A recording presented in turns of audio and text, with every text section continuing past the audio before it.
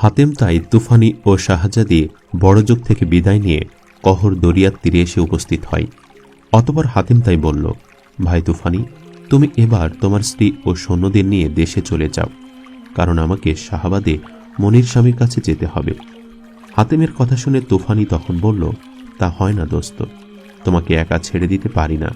আমরা সবাই শামস শাহার নিকট তোমাকে পৌঁছে দিয়ে তবে তুফান দেশে যাব।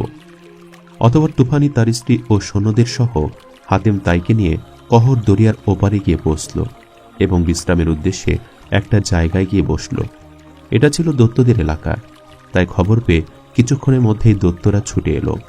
দৈত্যদের দেখে তুফানি তাদের বলল, আমি তুফান দেশের শাহজাদা মেহেরওয়ার শামস শাহার সঙ্গে দেখা করতে যাচ্ছি। দৈত্যরা তখন বলল, আমরা যুদ্ধ করতে আসিনি, তুফানির সঙ্গে দেখা করতে এসেছি। তখন হাতেম তাইকে তাদের সামনে আনা হলো, কারণ হাতেম তাইকে দৈত্যদের খবর পেয়ে লুকিয়ে রাখা হয়েছিল। কয়েক ঘন্টা বিশ্রাম করে তারা আবার হাতেম তাইকে নিয়ে আকাশপথে যাত্রা করল এবং কয়েকদিন পর শামস শাহার দেশে এসে পৌঁছল। ফলে হাতেম তাই শামস শাহার সঙ্গে দেখা করল। শামস শাহা হাতেম তাইকে দেখে খুব খুশি হল এবং তুফানির সাহায্যের কথা শুনে তাকেও বেশ ধন্যবাদ জানালো। এরপর কয়েকদিন কাটিয়ে তুফানি তার স্ত্রী বড়জোখের শাহজাদি ও সৈন্য সামন্তদের নিয়ে রওনা হয়ে গেল তুফান দেশের উদ্দেশ্যে। যাওয়ার সময় হাতেম তাইকে বলল, ভাই হাতেম তাই, তুমি আদমজাত হয়েও আমার যে উপকার করেছ তা আমি সমস্ত জীবনে ভুলতে পারব না। তারপর শামসাহার আদেশে হাতেম তাইকে কুরসির উপর বসিয়ে পরি সৈন্যরা তাকে শাহাবাদের নিকট পৌঁছিয়ে দিয়ে গেল। শাহাবাদে পৌঁছে হাতেম তাই পৌঁছালো বিবি হাসনা বানুর মহলে। হাতেম তাই বিবি হাসনে বানুকে মতি সংগ্রহের সব কথা খুলে বলল, এমনকি পথে বিপদে আপদের কথাও জানালো। হাসনে বানু সব শুনে এবং হাতেম তাইয়ের হাতে মতি দেখে অত্যন্ত খুশি হল। হাতেম তাই তখন মতিটা বিবি হাসনে বানুর হাতে দিল। মতিটিকে ঘুরিয়ে ফিরিয়ে দেখে হাসনে বানু বলল, হ্যাঁ, এটাই আমি চেয়েছিলাম হাতেম নামদার, তুমি সঠিক মতি নিয়ে এসেছ। অতঃপর বিবি হাসনে বানুর কাছ থেকে বিদায় নিয়ে হাতেম তাই ছুটল মনির স্বামীর নিকট। হাতেম তাই মনির স্বামীকে বলল, বিবি হাসনে বানুকে ষষ্ঠ প্রশ্নের সঠিক উত্তর দেওয়া হয়েছে। হাতেমের কথা শুনে মনির স্বামী এতদিনের যেন প্রাণ ফিরে পেল এবং ভাই বলে তাকে জড়িয়ে ধরে কেঁদে ফেলল। এখানে একদিন কাটিয়ে হাতেম তাই ছুটল হাসনে বানুর মহলে তার সপ্তম প্রশ্নের জন্য। পরদিন হাতেম তাই উপস্থিত হল হাসনে বানুর মহলে এবং বলল, বিবি, এবার তোমার সপ্তম ও শেষ প্রশ্ন কি তা আমাকে জানাও। তখন হাসনে বানু বলল, লোকের মুখে সংবাদ পাওয়া গেছে যে এক দেশে বাদগর্দ নামে এক হাম্মাম গোসলখানা রয়েছে। বাদগর্দ শূন্যে বাতাসের উপর ঘুরে বেড়ায়, কিন্তু এই বাদগর্দে যে একবার প্রবেশ করে সে নাকি আর বের হয়ে আসতে পারে না। আমি জানতে চাই বাদগর্দ কিসের তৈরি, কে তৈরি করেছিল এবং এর ভেতর কি রয়েছে এবং কোন দেশে আছে তা আমাকে এসে বলতে হবে। হাসনে বানু প্রশ্ন শুনে হাতেম তাই জানতে চাইল, কোন দিকে তা কি বলতে পারো বিবি? হাসনে বানু বলল, শুনেছি দক্ষিণ পশ্চিম দিকে নাকি রয়েছে। ফলে হাতেম তাই বিদায় নিয়ে বের হয়ে পড়ল দক্ষিণ পশ্চিম দিকে। কয়েকদিন চলার পর পথে পড়ল এক বিরাট শহর। শহরের এক জায়গায় ভিড় দেখে হাতেম তাই কৌতূহলী হয়ে উঠল। তাই ভিড়ের কাছে এগিয়ে গিয়ে জানতে পারল এই শহরের বাদশাহের একমাত্র যুবক পুত্র সামনের ওই কুয়ার নিকট বেড়াতে এসে পাগলের মতো হয়ে যায়।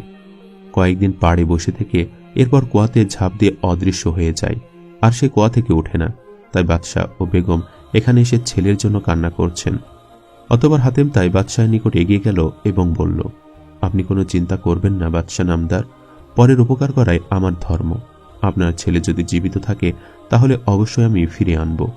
আমি কুয়ার ভিতর নামছি, যতদিন ফিরে না আসি ততদিন শান্তভাবে অপেক্ষা করুন। এ কথা বলে হাতেম তাই কুয়াতে ঝাঁপ দিল। কিছুক্ষণ পর মাটিতে পা ঠেকল হাতেম তাইয়ের। অবাক হয়ে দেখল, কোথায় কুয়া? এ যে এক মাঠ, চারিদিক থেকে আতর গোলাপের গন্ধ ভেসে আসছে। ফলে খোদার নাম নিয়ে হাতেম তাই এগুতে থাকে সেই মাঠ দিয়ে। বেশ কিছু দূর এগোবার পর সামনে দেখতে পায় এক পাকা বাড়ি, চারপাশে রয়েছে ফুল ও মেওয়াজাত ফলের বাগান। হাতেম তাই নির্ভয়ে সে বাড়িতে প্রবেশ করে দেখতে পায় মনোরম সিংহাসনে একজন অপূর্ব সুন্দর যুবক ও পরী বসে আছে এবং তাদের সামনে কয়েকজন রূপসী পরী দাঁড়িয়ে আছে। হাতেম তাইকে দেখে অন্যান্য পরীরা তাকে বাধা দিতে গেলে যুবকের সঙ্গে বসা পরীটা নিষেধ করল এবং ডেকে পাঠালো হাতেম তাইকে। হাতেম তাই সিংহাসনের কাছে উপস্থিত হতেই পরীর সর্দার উঠে দাঁড়িয়ে হাতেম তাইকে যুবকের কাছে বসালো। তারপর নানা প্রকার মেওয়াজাত ফল এনে হাতেম তাইয়ের সামনে ধরল। কিছুক্ষণ পর পরীর সর্দার বলল, তুমি তো মানুষ, এখানে কি করে এলে? নাম কি তোমার? হাতেম তাই তখন বলল, আমার নাম হাতেম তাই, এমনে আমার ঘর, পরের উপকার করাই আমার ধর্ম। যাচ্ছিলাম মনির স্বামীর কাজে, এখানে এসে শুনলাম বাদশাহের যুবক পুত্র কুয়াতে গায়েব হয়ে গিয়েছে, তাই তারই খোঁজে এসেছি। তারপর যুবকের দিকে তাকিয়ে বলল, এখানে তুমি ব্যতীত আর কোনো মানব সন্তান দেখতে পাচ্ছি না, তবে কি তুমি বাদশাহের ছেলে? যুবক উত্তর করল, হ্যাঁ ভাই, এই পরীর দেখা পেয়ে আমি তার প্রেমে উন্মাদ হয়ে যাই, শেষ পর্যন্ত এখানে এসে পড়ি। বিবির আদর যত্নে আমি খুব আনন্দে রয়েছি। তখন হাতেম তাই পরী বিবিকে বলল, এই যুবক তোমার প্রেমে মত্ত, ওদিকে এর মা বাপ তাকে না দেখে মরতে বসেছে, কিছুদিনের জন্য একে ছেড়ে দাও, মা বাপের সঙ্গে দেখা করে আসুক। হাতেমের কথা শুনে পরী বলল, আমি তো একে ধরে রাখিনি, ইচ্ছা করলে সে যেতে পারে। তখন যুবক সাহায্যতা বলল, আমি পিতামাতার নিকট ফিরতে পারি, যদি বিবি প্রতিজ্ঞা করে যে অন্তত সপ্তাহে 2 দিন আমার মহলে গিয়ে থাকবে, কারণ একে ছাড়া আমি বাঁচব না। যুবকের কথা শুনে হাতিম তাই চুপ করে থাকল এবং পরে পরীকে বলল, আমার অনুরোধ, তুমি এর কথা রাখো এবং তাকে সপ্তাহে 2 দিন দেখা দিয়ে জীবন বাঁচাও। তখন পরী রানী বলল, পরিজাতের মধ্যে এ কারণে ভয়ানক বদনাম হয়ে যাবে। হাতিম তাই তখন বলল, ভালোবাসার খাতিরে তুমি তাকে আপন করে নাও। তখন পরী রানী বলল, বেশ, এ যদি আমাকে সত্যিকার প্রাণ দিয়ে ভালোবাসে তাহলে আমি যা বলবো তাই করতে হবে। পরী রানীর কথা শুনে যুবক বলল, অবশ্যই আমি তোমার জন্য প্রাণ পর্যন্ত দিতে পারি বিবি। পরী তখন তার সহচরীদের বলল, একটা বড় কড়াইতে তেল ভরে জাল দিতে থাকো, তেল ফুটে উঠলে আমাকে বলবে। অতঃপর কিছুক্ষণের মধ্যে তেল ভয়ানক উত্তপ্ত হয়ে উঠালো। তখন পরী যুবককে বলল, আমি চাই তুমি এর মধ্যে পড়ে জীবন দাও। যুবক বলল, ঠিক আছে বিবি। এ কথা বলে শাহজাদা যুবক যখন ওই কড়াইতে লাফিয়ে পড়তে যাচ্ছিল তখন তার হাত ধরে ফেলল পরী এবং বলল, বুঝতে পারলাম তুমি আমাকে ঠিকই ভালোবাসো, আমি তোমার কথায় রাজি হলাম। তুমি তোমার মহলে ফিরে যাও, আমি সপ্তাহে 2 দিন তোমার কাছে কাটিয়ে আসব। পরীর কথা শুনে খুশি হলো যুবক। অতঃপর বেশ কয়েকদিন পর পরীর কাছ থেকে বিদায় নিয়ে যুবক শাহজাদাকে সঙ্গে নিয়ে কুয়ার উপর উঠল হাতেম তাই। বাদশাহ ও বেগম তখন কুয়ার পাড়ে বসে বসে কাঁদছিলেন। ছেলেকে দেখে ছুটে এসে জড়িয়ে ধরলেন বেগম এবং হাতেম তাইকে বুকে জড়িয়ে ধরলেন বাদশাহ। বাদশাহ ও বেগমের অনুরোধে এখানেও হাতেম তাইকে কিছুদিন মেহমান হিসেবে থাকতে হলো। একসময় তাদের কাছ থেকে বিদায় নিয়ে হাতেম তাই ছুটল বাগদতে হাম্মামের উদ্দেশ্যে। কয়েকদিন চলার পর হাতেম তাইয়ের সামনে পড়ল আর এক বিরাট শহর। এখানে এক আশ্চর্য ব্যাপার লক্ষ্য করল হাতেম তাই, কারণ ময়দানের মধ্যে ছিল সারি সারি তাঁবু, আর প্রতি তাঁবুতে সাজগোজ করে এক একটা পরিবার রয়েছে। সব তাঁবুর সামনেই গান বাজনা চলছে। তখন হাতেম তাই একজনকে জিজ্ঞাসা করল, ভাই, এ কি ব্যাপার, তোমরা সবাই ঘর বাড়ি ছেড়ে তাঁবুতে কেন? লোকটা বলল, প্রতি বছর আমাদের এই শহরে এক ভয়ঙ্কর বিপদ উপস্থিত হয়। হঠাৎ এক বিরাট আজদাহা সাপ জঙ্গল থেকে বের হয়ে পর মুহূর্তে সুন্দর এক যুবা পুরুষে পরিণত হয়। তারপর ঘরে ঘরে ঘুরে অবিবাহিতা মেয়েদের সঙ্গে একজনকে পছন্দ করে বিয়ে করে নিয়ে যায়। তারপর আর ওই মেয়ের কোনো খবর পাওয়া যায় না। লোকটার কথা শুনে হাতেম তাই কিছুক্ষণ ভাবল এবং পরে বলল, এ নিশ্চয়ই কোনো দুষ্ট জিনের কাজ। ঠিক আছে, আমাকে তোমাদের বাদশাহের নিকট নিয়ে চলো। ফলে লোকটা তখন হাতেমকে বাদশাহের মহলে নিয়ে গেল। বাদশাহ যা বললেন তা লোকটার কথার সঙ্গে মিলে গেল। হাতেম তাই তখন দৃঢ় স্বরে বলল, এ নিশ্চয়ই কোনো দুষ্ট জিনের কাজ। আবার কবে আসবে? বাদশাহ বলল, আজই রাতে আসার কথা। হাতেম তাই তখন বলল, সে এসে যখন কোনো কন্যাকে পছন্দ করে বিয়ের কথা বলবে তখন তাকে বলবেন যে আমাদের জাতীয় সর্দার এতদিন বাহিরে ছিলেন, তার আদেশ ব্যতীত আমরা কোনো মেয়ের বিয়ে দিতে পারবো না। সর্দারের সঙ্গে কথা বলে সম্মত করাতে পারলে আমাদের আপত্তি নেই। হাতেমের কথা শুনে বাদশাহ রাজি হলেন। কতবার সন্ধ্যা পার হয়ে রাত হলো। হঠাৎ শোনা গেল জঙ্গলের দিকে সাপের গর্জন। বিরাট এক আজদাহা সাপ বের হয়ে এলো জঙ্গল থেকে। তারপর মাটিতে গড়াগড়ি খেয়ে এক অপূর্ব সুন্দর যুবা পুরুষে পরিণত হয়ে গেল। প্রথমে এসে উপস্থিত হলো বাদশাহের নিকটে। বলল, আমার সময় কম, তাড়াতাড়ি কনের ব্যবস্থা করুন। বাদশাহ তখন বললেন, তুমি পছন্দ করে নাও বাবা। ফলে তখন সে সমস্ত শহর ঘুরে ঘুরে ফিরে এলো এবং পছন্দ করল বাদশাহের একমাত্র কন্যাকে। হাতেমের কথা মতো বাদশাহ তখন বললেন, বাবা, এতদিন আমাদের জাতির সর্দার বাহিরে ছিলেন, আজ এসেছেন, তার অনুমতি ব্যতীত আমরা কোনো কন্যার বিয়ে দিতে পারি না, তাই দয়া করে তার সঙ্গে কথা বলে অনুমতি নাও। যুবক তখন বলল, ডাকুন তাকে। হাতেম তাই তখন বাহিরে ছিল। যুবকের কথা শুনে সামনে এলো। তখন যুবকরূপী জিন বলল, আপনি কে? এতদিন তো দেখিনি। হাতেম তাই বলল, আমি জাতির সর্দার, এতদিন বাহিরে ছিলাম। যুবকরূপী জিন বলল, বেশ, আমি শাহজাদিকে বিয়ে করতে চাই। হাতেম তাই তখন বলল, উত্তম প্রস্তাব, তবে আমার দুটো শর্ত মানতে হবে। যুবকরূপী জিন বলল, রাজি আমি। কি শর্ত? হাতেম তাই বলল, আমার কাছে একটা মোহর আছে, তার ধোয়া পানি পান করে একটা বোতলে ঢুকে বের হয়ে আসতে হবে। হাতেমের কথা শুনে যুবকরূপী জিন বলল, এ আর কি কথা, ব্যবস্থা করুন। তখন হাতেম তাই পানি নিয়ে তাতে মোহরা চুবিয়ে পান করতে দিল যুবকরূপী জিনকে। যুবকরূপী জিন তা পান করার সঙ্গে সঙ্গে সব শয়তানি বুদ্ধি হারিয়ে ফেলল এবং বোতলে ঢোকার সঙ্গে সঙ্গে ঢাকনা দিয়ে তাতে ইসমে আজম পড়ে ফু দিয়ে তা এমন এক শক্ত হয়ে গেল যে শত শত দৈত্য বা জিন চেষ্টা করেও তা খুলতে পারবে না। এরপর হাতেম তাই লোকদের বলল, তোমরা একটা আগুনের কুণ্ডলী করো।